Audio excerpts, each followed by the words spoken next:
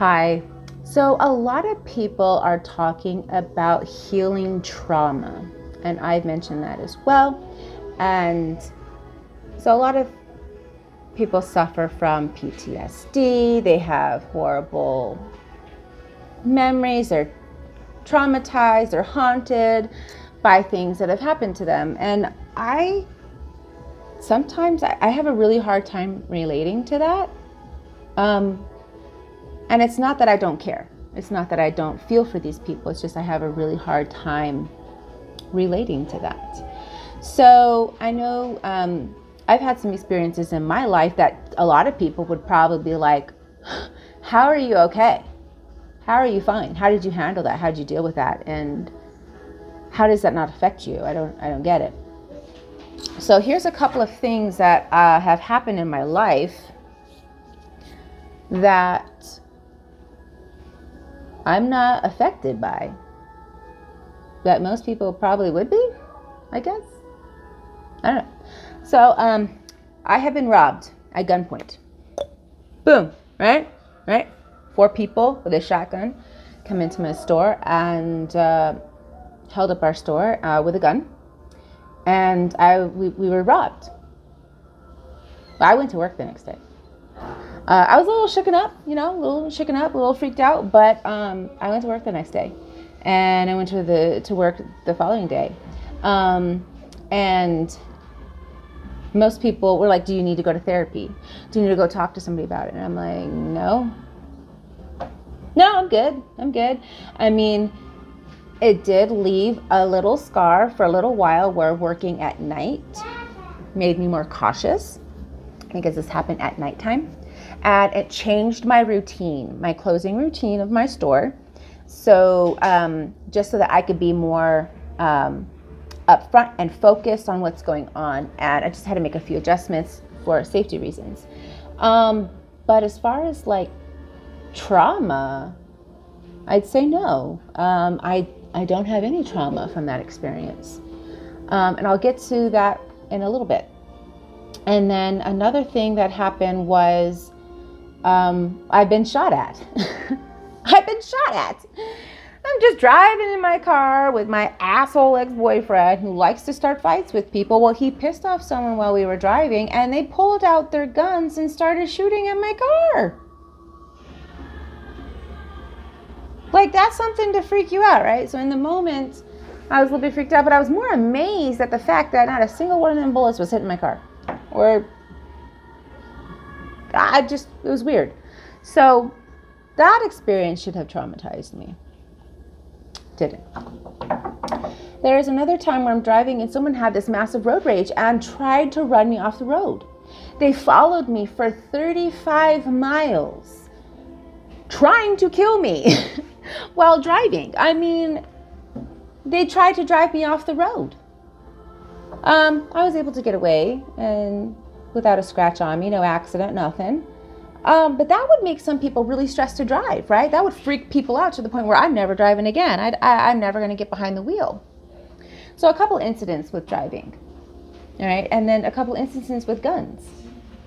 I've also been assaulted by police officers, pulling me over for no reason, just so that they can pat me down and touch me. I don't know what that was all about, but I don't have this thing against police officers, and I don't have anything against men. And every single one of these incidences were with men, okay? With men. And let's see, what else? Oh, yeah. Someone tried to kill me with a knife. They attacked me to try to kill me with a knife. Got away with that without a scratch on me. I walked away perfectly fine.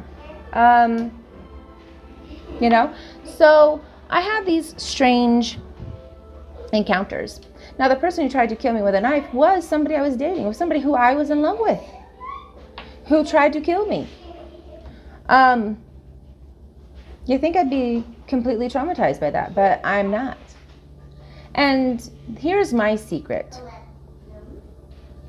on how I was able to get out of this stuff and be perfectly fine. In these moments, there's always a voice. There's always a guide, an angel or a guide or an inner voice that gives me directions on what to do. It's like in each one of these instances, time was stopped. Time was slowed. It was like it paused. Doop, time out. We're going to have a conversation. Here's what you should do. Listen to me. Do not be afraid. Follow what I say and you'll be fine. Everything will be okay. You're protected. No one can touch you. And then they give me instructions on what to do in the moment and to trust the moment. And then all of a sudden, time goes back. All right, action and go. So I always am given guidance. There's this voice that speaks to me and tells me what to do. And I put all my trust and my faith into who this being is that tells me how to get out of it, how to survive. So this voice saves my life every time. And because I walk away scot-free, no scratches, no marks, no bruises, I'm not dead, I'm not injured, I give thanks to this. Thank you for looking out for me. Thank you for being there for me. Thank you for your guidance. And I just feel so loved by this. But everybody has a voice, an inner knowing that they don't listen to. A lot of people do not listen to.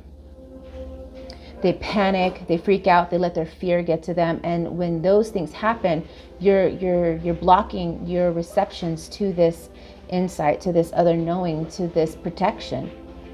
So I learned at a very young age that when you're faced with something that's scary, do not be afraid, but to always be brave in the moment. Stay calm, cool, and collected, and you will be able to survive. But a lot of people immediately freak out and they get scared and they're all, ugh, and that's how you end up getting hurt. That's how bad things happen, and you start to question and doubt. So that's how I was able to get through a lot of these, and I have many more things that I've dealt with, but these are just a few. Okay, so I don't have fears about these things. These things don't traumatize me. I can sit back and I can think on it long and hard, and all I can feel in my heart is love. I feel so much love and protection with me when I think about this moment, because that's what I tapped into during that moment. I didn't tap into fear. I didn't let it defeat me. I didn't let it cripple me. I didn't let it paralyze me. But a lot of people do. And I feel bad for them because it doesn't have to be that way. So getting in touch with your intuition and being connected to spirit is so important. And a lot of people are disconnected and they are suffering things. They're suffering when they don't have to. I just wanted to share that with you. My suffering is mostly self-inflicted because I'm afraid. I judge myself.